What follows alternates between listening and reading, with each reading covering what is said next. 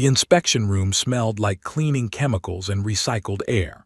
Commander Threxalia stood behind a long metal table, her 4 arms folded across her chest in a pattern that showed her impatience. She was a Velanthe, tall and thin with skin the color of pale stone. Her species valued order above all things. They made lists. They followed rules. They never left anything to chance. On the table in front of her sat the standard mission kit for planetary surveys. 47 items, each one chosen by the Galactic Frontier Corps Logistics AI after millions of calculations. The AI had considered every possible danger, every potential emergency, every way a mission could go wrong.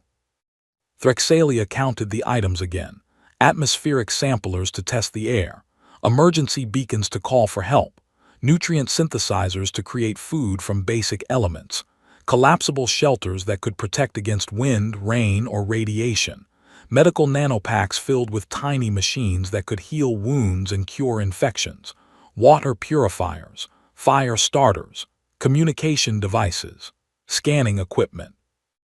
Everything a team would need to survive on an unknown world. The door opened and 3 of her team members entered. First came Kelvrix, a Kethri engineer with soft blue skin and frills along his neck that glowed with bioluminescent light. The frills changed color based on his emotions, and right now they pulsed a calm green. Behind him walked the Morvathi twins, Sess and Ven. They looked identical with their long limbs and silver eyes. They shared a neural link that let them communicate without speaking. Where one looked, the other knew what they saw. "The shuttle is prepared," Kelvrix reported. "All systems functioning within normal parameters." Threxalia nodded with 2 of her arms while the other 2 made notes on her datapad. "We await one more team member, a human specialist transferred from Outpost Gamma 9.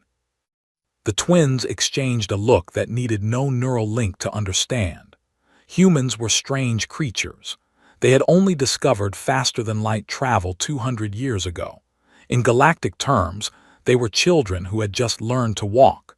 Most species had been exploring the stars for thousands of years before humans even invented the wheel.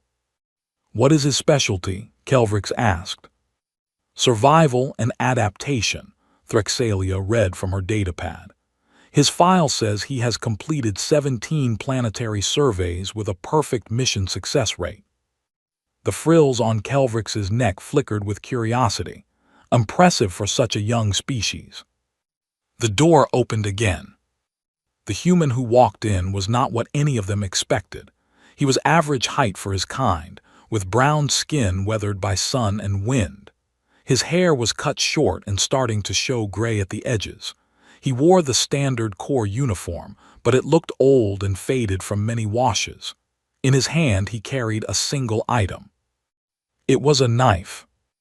Not a plasma cutter or a molecular blade or any of the advanced cutting tools that filled the Corps equipment catalog.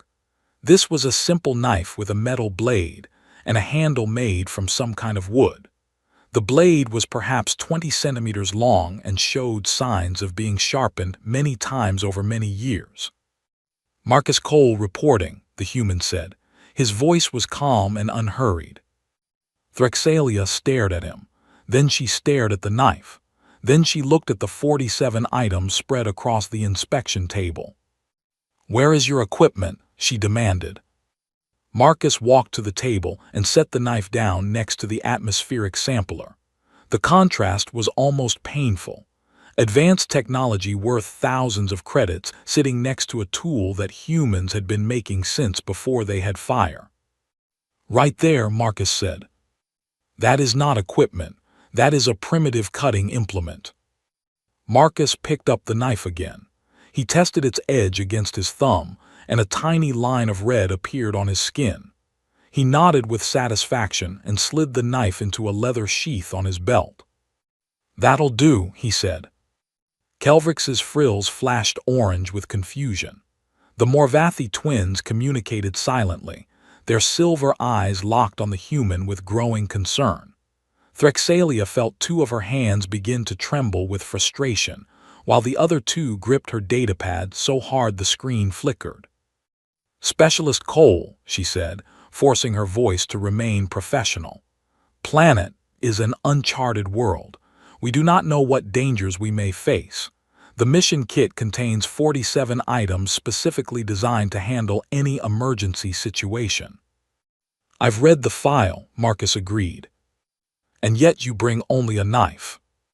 The knife is enough.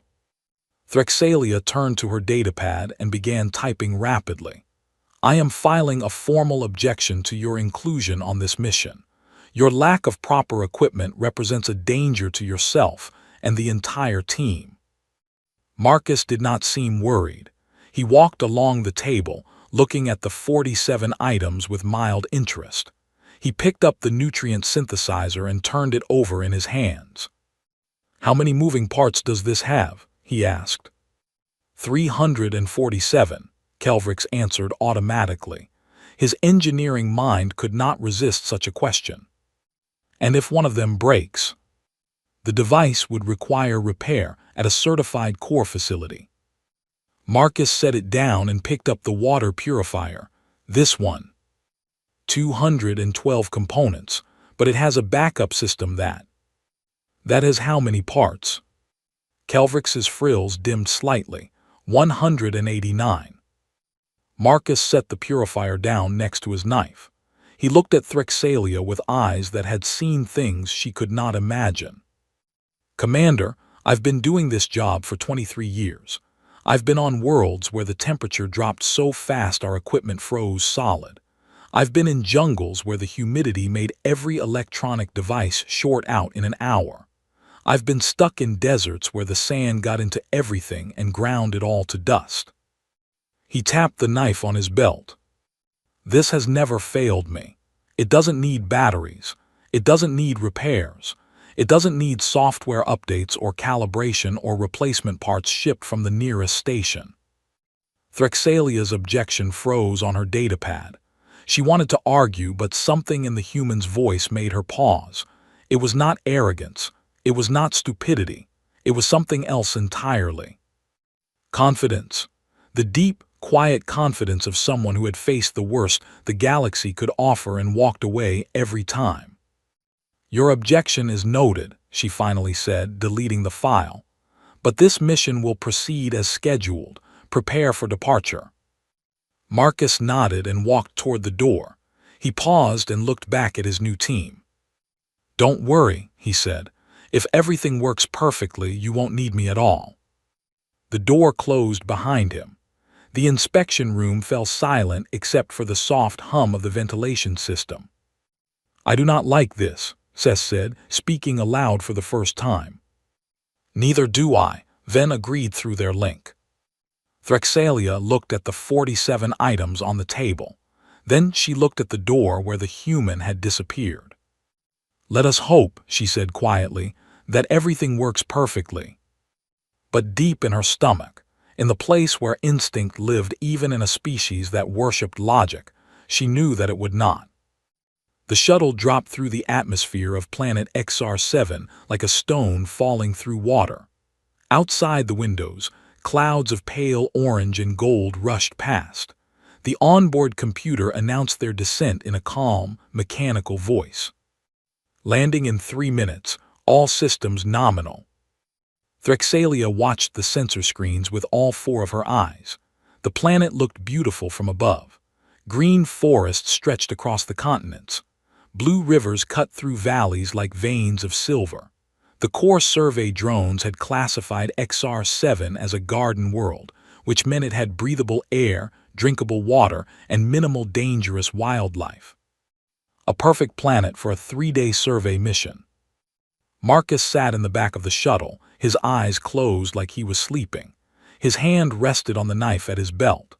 Kelvrix checked and rechecked his engineering equipment, his frills pulsing with nervous blue light.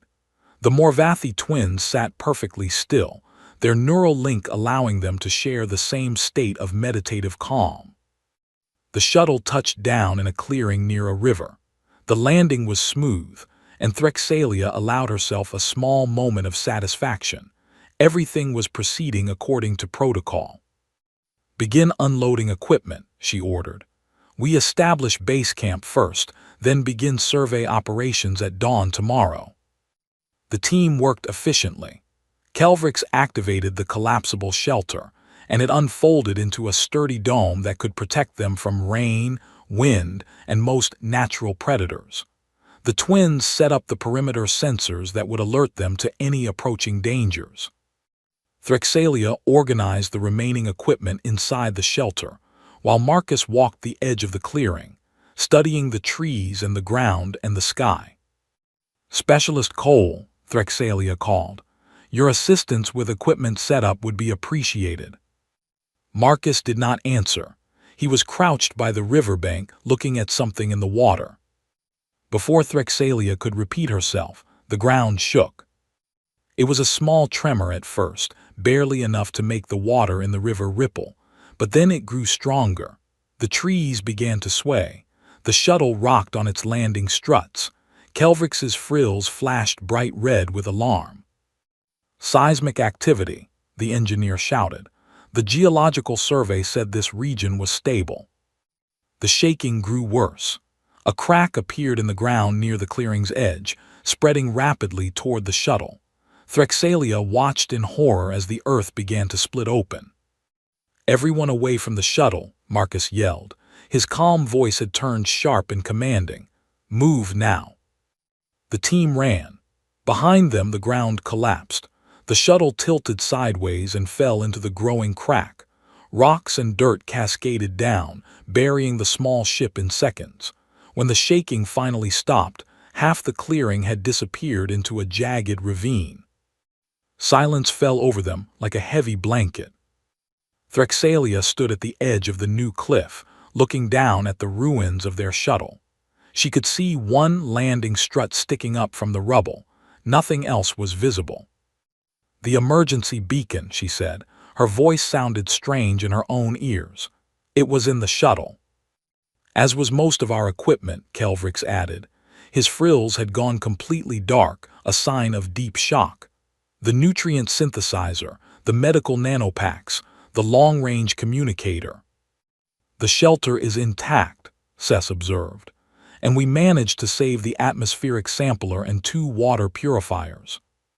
Also the hand weapons," Ven added through their link, 3 of them. Threxalia began cycling through her training. The Corps had protocols for this situation, emergency procedures, contingency plans. Her 4 hands flew across her datapad, searching for the correct course of action. "We need to calculate our survival probability," she said. "Factor in available resources, distance to the nearest Corps outpost, likelihood of rescue within standard mission parameters." Her datapad beeped. The number it displayed was not encouraging. 14% chance of survival, she read aloud. That assumes optimal rationing of resources and no additional complications. Kelvrix made a sound that might have been a sob. The twins held each other's hands, their silver eyes wide with fear. Even Threxalia felt her careful control beginning to crack. Marcus walked past them toward the river. "What are you doing?" Threxalia demanded. "We need to form a plan. We need to assess our situation. We need water, shelter, and fire," Marcus interrupted. He pulled out his knife. "In that order, then food, then rescue, one problem at a time. We have the shelter dome. We have water purifiers. The shelter runs on power cells that will last 4 days. The purifiers need filters that will clog in 2. Marcus crouched by the water and cut a handful of long reeds from the riverbank. "After that, we're back to basics." Threxalia wanted to argue. She wanted to quote regulations and protocols and survival statistics. But she watched the human's hands move with practiced skill, and the words died in her throat. "What are you making?" Kelvrix asked. Despite his fear, the engineer in him could not resist watching someone build something. "Water filter," Marcus said. "These reeds are hollow. Pack them with charcoal and sand and they'll clean water well enough to drink.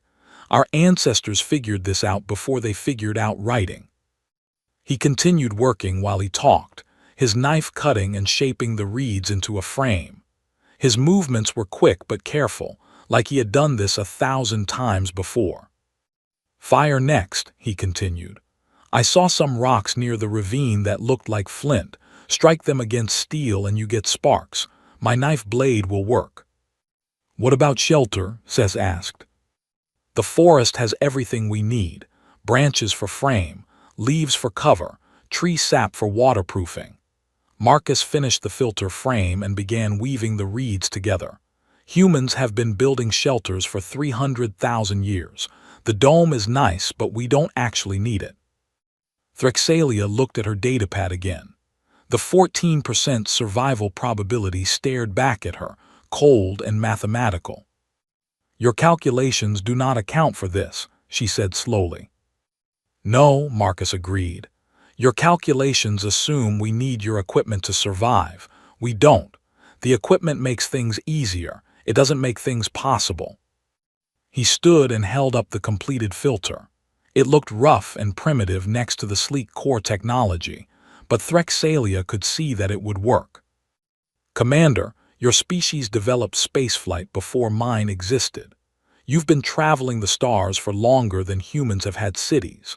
But my species spent 300 millennia learning how to survive with nothing but our hands and our brains, and whatever we could make from what we found."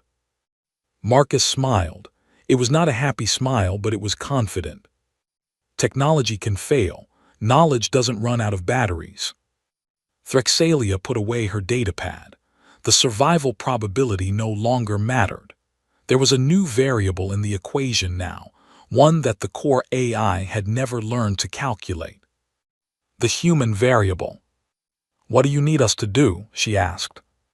Marcus pointed at the twins. "Scout the area, find me rocks that look glassy and dark. That's probably flint." He pointed at Kelvrix. "Come with me. I need someone with good hands to help collect materials."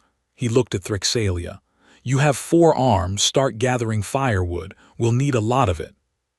For the first time since the earthquake, Threxalia felt something other than fear. She was not sure what to call it. Hope, perhaps, or maybe just curiosity.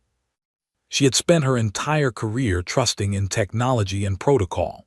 Now she would learn to trust something much older. She would learn to trust a human with a knife. 2 days passed on planet XR7, and the alien crew watched the human with growing amazement. The knife never stopped moving. In Marcus's hands, it became something more than a simple cutting tool. It became a dozen tools, then 2 dozen, then more than anyone could count. He used the blade to cut wood, to carve shapes, to scrape bark, to dig roots. He used the flat of the blade to crush plants and extract their juices. He used the back of the blade to strike sparks from flint. He used the point to make holes in leather and pierce fish. On the first morning, Marcus built a frame from strong branches and stretched the reed filter across it. He found a clay deposit near the river and shaped it into bowls that he hardened in the fire. He made rope from plant fibers that he twisted together until they became strong enough to hold weight.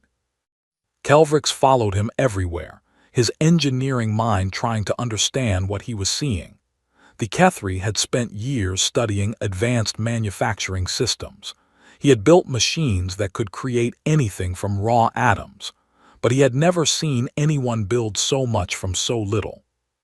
"How do you know which plants to use?" he asked as Marcus stripped bark from a tree. "This tree has flexible bark that peels easily," Marcus explained. "See how the inner layer is stringy? That means the fibers are long and strong, good for rope." "But how did you know to even look for this?" Marcus paused his work and looked at the engineer. "My grandfather taught me. His grandfather taught him. This knowledge goes back so far that nobody knows where it started. Every human alive carries 10,000 years of survival wisdom in their head." He returned to his work. The bark came off in long strips that he coiled and set aside. By the second day, the camp had transformed. A second shelter stood next to the core dome, this one made entirely from forest materials. Marcus had woven branches together and covered them with broad leaves layered like scales. He had sealed the gaps with sticky sap that hardened in the sun. The shelter was not pretty, but it was warm and dry. "The dome has perhaps 2 more days of power," Threxalia reported. "After that, we will need to use your construction." Marcus nodded. "It'll hold. I built it the way my ancestors built them in the northern forests of my homeworld. They survived winters that would freeze your blood solid in minutes." The Morvathi twins had returned from their scouting with armfuls of the glassy black rocks Marcus had requested. They watched with fascination as he struck the flint against his knife blade, sending showers of sparks into a bundle of dry grass. Within seconds, smoke rose from the bundle. Within a minute, flames appeared. "Our species uses fusion ignition systems," Ven said quietly. "Ours too," Sess added. "We have no memory of fire-making by hand." "Neither did we for a long time," Marcus admitted. "We forgot. Then we had to remember. After the collapse of 47, a lot of humans had to relearn the old ways very fast." He did not explain what the collapse of 47 was, and none of them asked. Some stories were written on faces, not spoken aloud. By the afternoon of the second day, Kelvrix's bioluminescent frills began to dim. The stress and lack of proper nutrition were affecting his biology. The Kethri needed specific nutrients to maintain their glow, and the core ration packs were buried under tons of rock. "I am sorry," Kelvrix said, embarrassed. "My species requires certain compounds that—" "Protein and phosphorus," Marcus interrupted. "That's what makes your frills light up, right? I read about it." "Yes, but we cannot synthesize those from local plants." Marcus picked up a long straight branch that he had been shaping all morning. One end had been carved into a sharp point and hardened in the fire. He walked toward the river. "Then we won't use plants." He stood at the water's edge, completely still. The spear rested in his hand like it belonged there. His eyes tracked something beneath the surface that nobody else could see. The spear shot forward. Water splashed. When Marcus pulled the weapon back, a large silver fish thrashed on its point. "Protein and phosphorus," he said simply. That night, Kelvrix ate cooked fish for the first time in his life. The taste was strange to him, wild and unfamiliar compared to the carefully balanced synthetic meals his species preferred. But as he ate, his frills slowly began to glow again. "This is impossible," he whispered. "Your species has been spacefaring for barely 2 centuries. How do you know all of this?" Marcus turned the fish on the fire, making sure it cooked evenly. "We've been surviving for 300,000 years. Space is new. This isn't." Threxalia sat nearby, watching the flames dance. Her datapad sat unused beside her. The survival probability calculations no longer seemed important. "I have studied human history," she said. "Your species nearly destroyed itself many times. Wars, plagues, climate disasters. Each time millions died." "That's true," Marcus agreed. "And yet you survived, every time." "Also true." "How?" Marcus was quiet for a long moment. The fire crackled and popped. Somewhere in the forest, a night creature called out in a voice none of them recognized. "Because we're stubborn," he finally said. "Because we refuse to give up. Because when everything falls apart, there's always someone who remembers the old ways. Someone who knows how to make fire without machines. Someone who knows which plants are safe to eat. Someone who knows how to build shelter from nothing." He pulled the fish from the fire and began dividing it among the team. "Your species evolved in a stable environment," he continued. "You developed technology and used it to make your world perfect, safe, comfortable. You forgot what it meant to struggle because you didn't have to struggle anymore." "And humans?" "Humans evolved in chaos. Ice ages, droughts, floods, predators that wanted to eat us, other humans that wanted to kill us. We were never safe, we never got comfortable." Marcus handed a portion of fish to each team member. "So we never forgot how to survive without our technology. It's in our blood. It's in our bones. It's in the shape of our hands and the way our brains work. Cess and Ven ate their fish in synchronized bites, their neural links sharing the experience between them. "We have always wondered," Cess said, "why humans advance so quickly. You went from first flight to first starship in less than a century." "Other species took thousands of years to make that journey," Ven added. Marcus smiled. "Because we're always in a hurry. We never know when the next disaster will hit, so we push, we rush, we take risks that other species think are insane." He gestured around the camp with his knife. "But we also remember where we came from. We keep the old knowledge alive even when we don't need it, because we know that someday we might need it again." Threxalia finished her fish and set aside the bones. She looked at the human sitting across the fire from her, this strange creature from a young species that had somehow conquered the stars while still remembering how to catch fish with a pointed stick. "Your file said you were a survival specialist," she said. "I thought that meant you had advanced training in core emergency protocols." "I do have that training," Marcus admitted. "I also have something more important." "What?"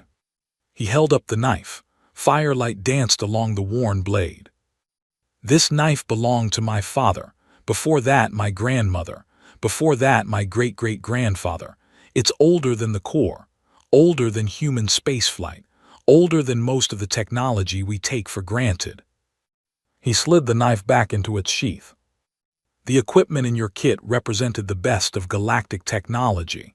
Millions of credits worth of advanced survival gear, but all of it can break, all of it can fail. All of it depends on systems and supply chains and infrastructure that might not exist when you need them most." Marcus lay back and looked up at the alien stars. "A knife and the knowledge to use it, that's forever. That's something no disaster can take away." The fire burned low as the team settled in for the night. Tomorrow would bring new challenges, but for the first time since the earthquake, none of them were afraid. They had something better than technology. They had a human. The third night on XR7 brought something that no survey drone had detected, something that no core database had warned them about, something that hunted in the darkness with patient, terrible hunger. The first sign was the silence. Threxalia noticed it first. She had been listening to the forest sounds for 2 days now, learning to recognize the calls of night creatures and the rustle of small animals in the undergrowth. These sounds had become familiar, almost comforting. Then they stopped. "Something is wrong," she said quietly. Marcus was already on his feet. His knife appeared in his hand without any visible motion, as if it had always been there. His eyes scanned the darkness beyond their firelight. "Everyone stay calm," he said. "Stay together, don't run." "What is out there?" Kelvrix whispered. His frills had gone pale with fear, casting weak flickering light across his face. Marcus did not answer. He was staring at something at the edge of the clearing. The twins followed his gaze and went rigid with terror. Eyes, too many eyes. Reflecting the firelight like scattered stars, they moved through the shadows between the trees. Something massive was circling them, staying just beyond the reach of the flames. "The survey said minimal dangerous wildlife," Threxalia said. Her voice shook despite her efforts to control it. "Surveys can be wrong," Marcus replied, "especially on a world nobody's explored before." The creature stepped into the edge of the firelight, and Kelvrix made a sound that was almost a scream. It was all wrong angles and impossible joints. 6 legs supported a body covered in plates of dark chitin that seemed to absorb light rather than reflect it. A head that was mostly jaws open to reveal rows of teeth designed for one purpose only. The eyes that had seemed scattered resolved into clusters on a face that held no expression, no mercy, no anything that could be reasoned with. It was a predator, pure and perfect and completely deadly. Threxalia raised one of the hand weapons they had salvaged from the shuttle. Her forearms trembled so badly that the targeting display flickered wildly. She had never fired a weapon in actual combat. The Corps had training programs for this, simulations and protocols, and carefully controlled exercises. None of them had prepared her for the reality of facing something that wanted to kill her. "Commander," Marcus said without looking at her, "don't shoot unless you're certain you can hit it. If you miss, you'll just make it angry." "I cannot hold the weapon steady." "Then don't hold it. Put it down and move behind me." The creature took another step forward. Its many legs made no sound on the forest floor. It was testing them, measuring them, deciding which one to take first. Cess and Ven stood frozen in place. Their neural link, which usually allowed them to share thoughts and coordinate perfectly, had become a trap. They were experiencing doubled terror, each twin feeling their own fear and their siblings' fear at the same time. Neither could move. Neither could think. Kelvrix had backed against the shelter dome, his engineering mind desperately searching for a solution. But there were no machines to build, no systems to repair, no technology that could save them. His frills went completely dark as his body began to shut down from overwhelming stress. Marcus stood alone between the creature and his team. He raised the knife. The creature's jaws opened wider, almost like it was laughing. What could one small blade do against such a predator? What could one soft human accomplish against 6 legs and chitinous armor and teeth that could crack bone? The creature charged. What happened next became the subject of many arguments in the years that followed. Threxalia would swear that Marcus moved before the creature did, as if he had known exactly when and how it would attack. Kelvrix would insist that the human had somehow slowed down time itself. The twins would never be able to describe it at all, because they experienced it as a blur of motion and sound that their shared consciousness could not process. Marcus did not fight the creature. Fighting implied 2 equal forces meeting in direct combat. This was something else entirely. The creature lunged, and Marcus was not there. He had moved, sliding to the side with a fluid grace that seemed impossible for his species. The creature's jaws snapped shut on empty air. It turned, faster than anything that size should be able to turn. Its tail whipped around, a strike that should have broken the human in half. Marcus ducked under it. His knife flashed out and found a gap between the chitinous plates, a tiny space where armor met joint. Dark fluid sprayed from the wound. The creature screamed. The sound was nothing like any animal call. It was mechanical, almost electronic, a frequency that made their bones vibrate. It attacked again, and again. Each time Marcus was somewhere else. He used the terrain, the fire, the trees at the clearing's edge. He led the creature over uneven ground that tripped its many legs. He positioned himself so that its charges carried it past him rather than into him. He was always moving, always one step ahead, reading the predator's intentions before they became actions. The knife found gaps that should not have existed. Each wound was small, but they added up. Dark fluid leaked from a dozen cuts. The creature's movements became slower, less coordinated.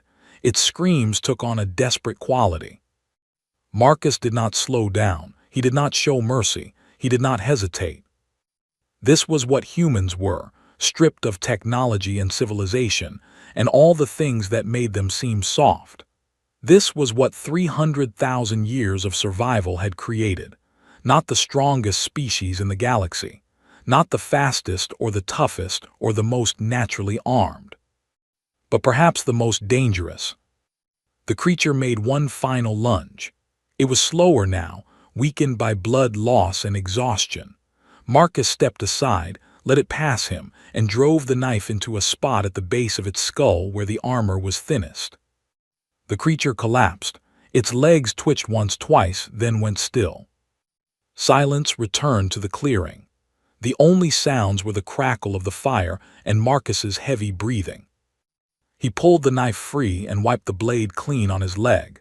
His hands were steady. His face showed nothing but calm concentration, the same expression he had worn while building water filters and weaving shelters.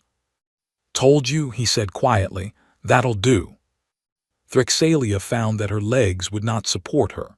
She sat down heavily on the ground, her 4 arms hanging limp at her sides. How? She managed to ask. Marcus looked at the dead creature. In the firelight, it seemed smaller than it had before, less terrifying, just another predator that had made the mistake of hunting something it did not understand. Humans aren't the apex predator of Earth because we're the strongest, he said. We're the apex predator because we think, we plan, we learn from every encounter and remember what worked. He sheathed his knife. That thing had never met a human before. It didn't know what we could do. It won't make that mistake again. Kelvrix's frills slowly began to glow again as his body recovered from the shock. According to core tactical assessment protocols, that creature would require a minimum of 4 trained soldiers with heavy weapons to neutralize. Protocols don't account for everything, Marcus replied. Clearly not. The twins had finally broken free of their shared paralysis. They looked at the human with new eyes, seeing him clearly for the first time. We owe you our lives, Seth said. You would have done the same for me, Marcus replied. We would not have, Vin admitted honestly. We would not have known how. Marcus sat down by the fire. The adrenaline was leaving his body, and Threxalia could see a fine tremor running through his muscles. He had been afraid too, she realized. He had just refused to let the fear control him. Then learn, he said. Watch what I do, ask questions, practice when you can. He looked at each of them in turn. Survival isn't magic, it's just knowledge and will. Anyone can learn it. Threxalia looked at the dead creature, then at the human, then at her useless hand weapon still lying in the dirt where she had dropped it. I believe, she said slowly, that I have significantly underestimated your species. Marcus smiled. It was the first genuine smile she had seen from him since the mission began. Everyone does, he said, usually just once. The rescue shuttle appeared on the 5th day, descending through the clouds like an answer to prayers that none of them had dared to speak aloud. Its hull gleamed silver in the morning light, and the Galactic Frontier Corps insignia on its side had never looked so beautiful. Commander Vrextel, a senior Velanthe officer with the gray coloring that showed advanced age, led the rescue team down the landing ramp.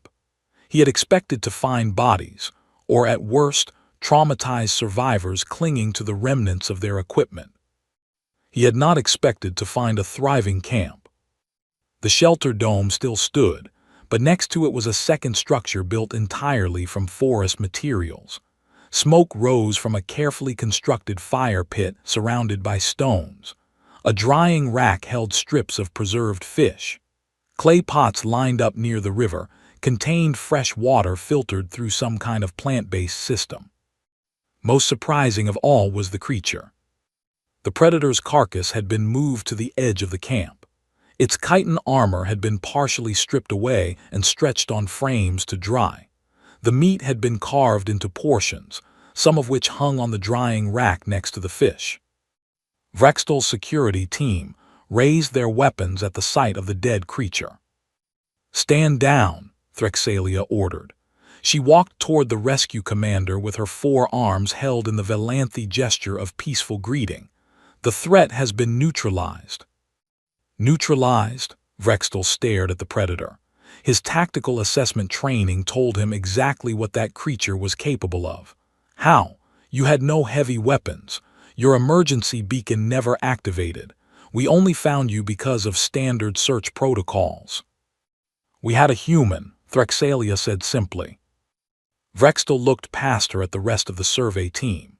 The Kethri engineer sat by the fire, his frills glowing a healthy green while he studied some kind of woven tool. The Morvathi twins were practicing knot tying with lengths of plant fiber rope, communicating through their neural link as they compared techniques. And standing by the river, teaching the rescue shuttle's youngest crew member how to strike sparks from flint, was a human male with a knife on his belt. That human? Vrextel asked. That human. The rescue commander walked toward the camp, his security team following with weapons still ready despite Threxalia's assurance. He stopped near the dead predator and examined it with professional interest. "These wounds," he said, "precision cuts to the joints and nerve clusters. This wasn't a fight, this was surgery." "It was survival," Threxalia corrected. "Specialist Cole engaged the creature with nothing but a knife. The rest of us were useless, frozen, helpless." She paused, remembering the terror of that night. "He saved our lives." "With a knife. With a knife." Vrextel turned to watch Marcus demonstrate fire starting to the young crew member. The human's movements were patient and precise, breaking down each step into simple actions that anyone could understand. "The core kit for planetary surveys contains 47 items," Vrextel said. "Each one was selected by advanced AI algorithms after analyzing millions of survival scenarios.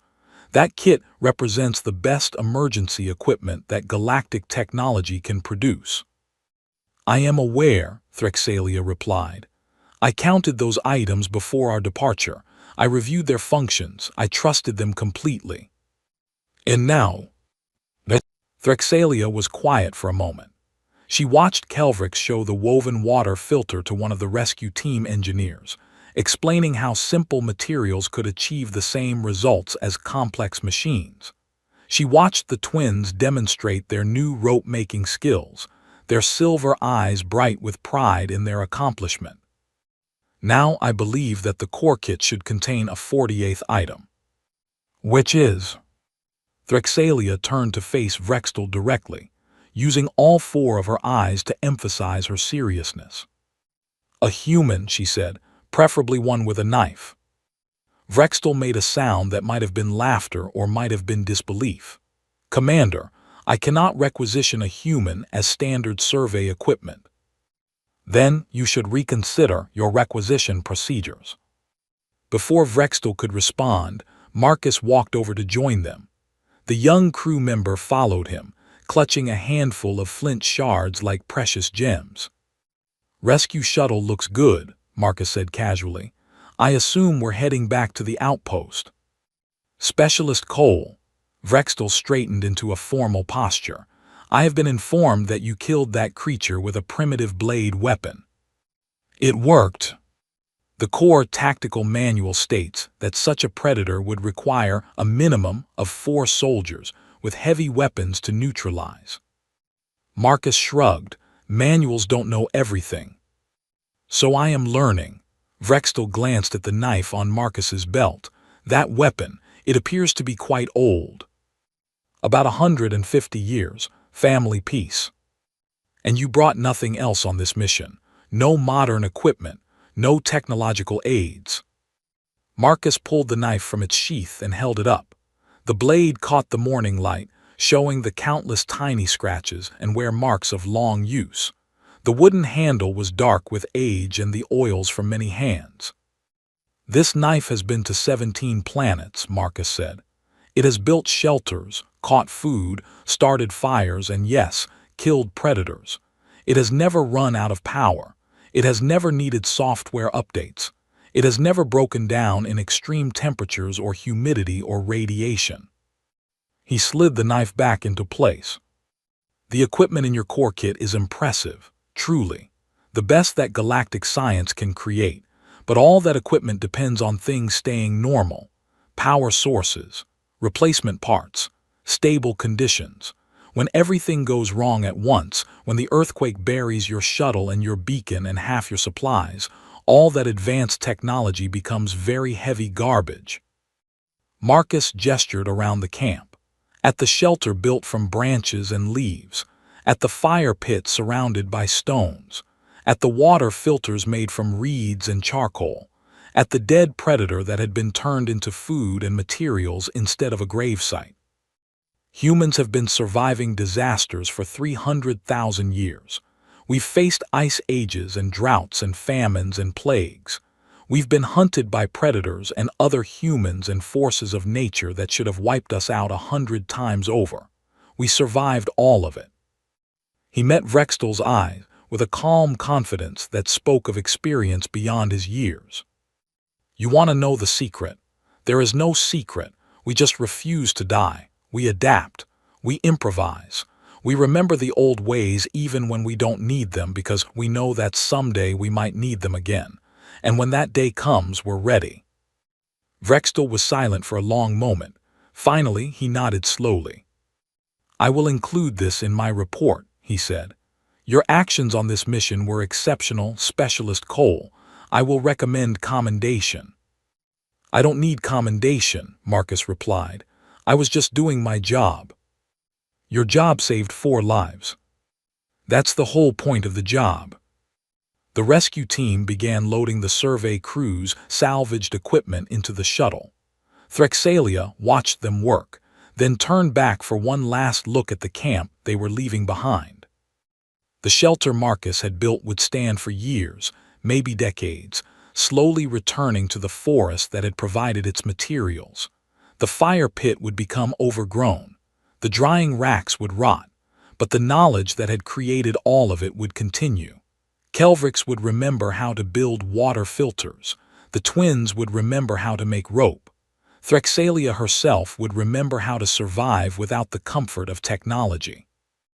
And Marcus would continue to carry his knife from world to world, ready for the next disaster, the next emergency, the next moment when all the advanced equipment in the galaxy proved useless and only ancient human knowledge remained.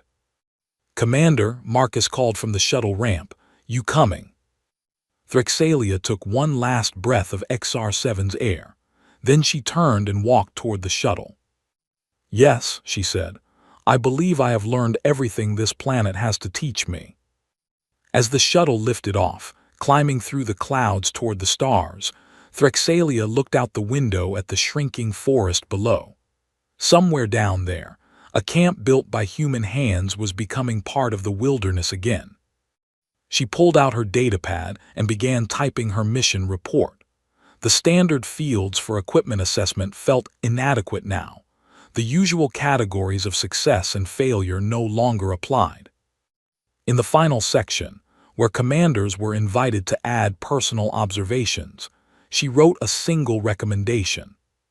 Future survey missions should include human specialists where possible.